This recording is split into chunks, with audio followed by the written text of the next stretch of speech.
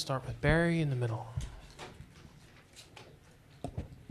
With Glasnow doing the last two batters, what's your pitching situation lined up now for tomorrow? Not sure the pitching situation, but Glass will be available. Everyone will be available. You don't know who you're going to start No, yet? That's not TBD? yet. TBD. Okay. Other questions for Doc? We'll go to Dylan in the second row. When you say everyone, does that include Yamamoto? Not Yamamoto. Sorry. We'll go to Katie in the third row. Dave, first, your thoughts on how that bottom of the ninth inning transpired. Wow.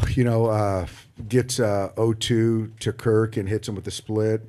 And then Barger gets a fastball, good piece of hitting. And, from that point on, for me, I just felt that, Roki wasn't as sharp. And I just felt we needed some swing and miss.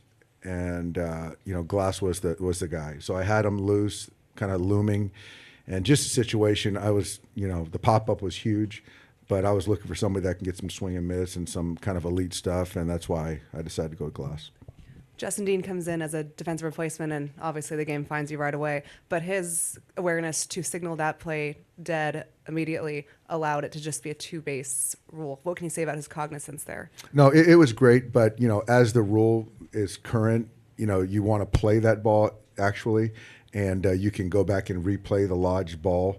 But he still was aware of it being lodged, and then the outfield umpire kind of blew it dead as well. So it worked out great, but certainly good awareness. Third row on your right, Doc. Hey, Dave. Were you happy with the changes you made to the lineup tonight? I was. First off, Miggy played the heck out of second base and made some huge plays.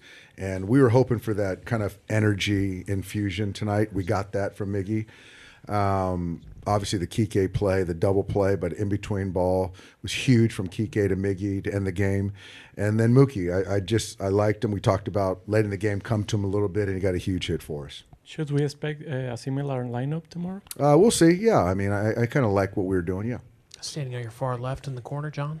Yeah, is Ohtani possible to start tomorrow? It's a possibility. More likely to start than relief due to the rules? It's a possibility. We're not Okay, certain, but it's a possibility. Is Glasnow a possibility to start? Glasnow is a possibility to pitch tomorrow. They're all Everybody's possibilities, possible. John. That's right. Okay, got you, Doc. Sorry, John. Doc, did you consider dropping Betts even further down than 4 or out of the lineup at all? Not at and all. if not, why? Because he's one of our guys, and I'm going to, as they say, ride or die with him. And so I felt that, putting him in the 4 slows things down, lets the game come to him, but I'm not going to run for Mookie Betts. He's just too good of a player. And so that was not a consideration. Seated right near Joel in the third row. Piggyback on the previous question. If the Shohei agreed with it, what kind of conversation did you have with him for tomorrow? Just kind of figuring out what his temperature is on starting versus coming out of the pen. And so we're close to a decision. He never pitched it with a 3 days rest in the regular season. Are you confident to send him out to the mound?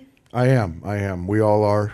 This is Game 7, so there's a lot of things that people haven't done, and you've just got to trust your players and try to win a baseball game. Go to Ron and then AJ. Ron up front. As the ball flares off Jimenez's bat, what's going through your mind till you see? Stay up in the air.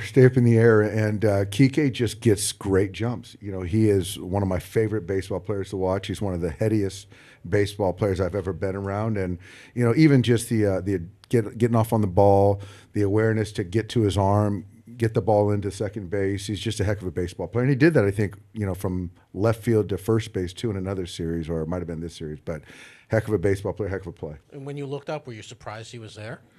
He got a good jump on it. I was praying.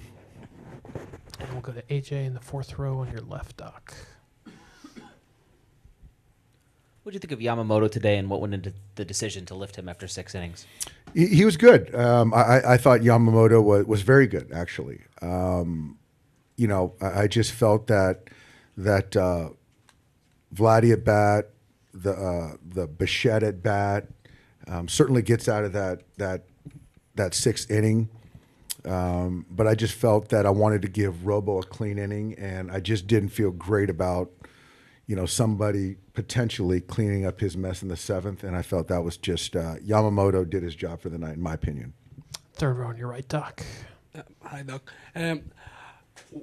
Putting Wroblewski up in the mound today was a hard decision. How you felt with that? Well, it's never good taking Yamamoto out of a game, certainly in a playoff game. But I think the way that Robo's been throwing the baseball, his confidence, it's a different look, and I trust him. I felt he was the right guy for that part of the order.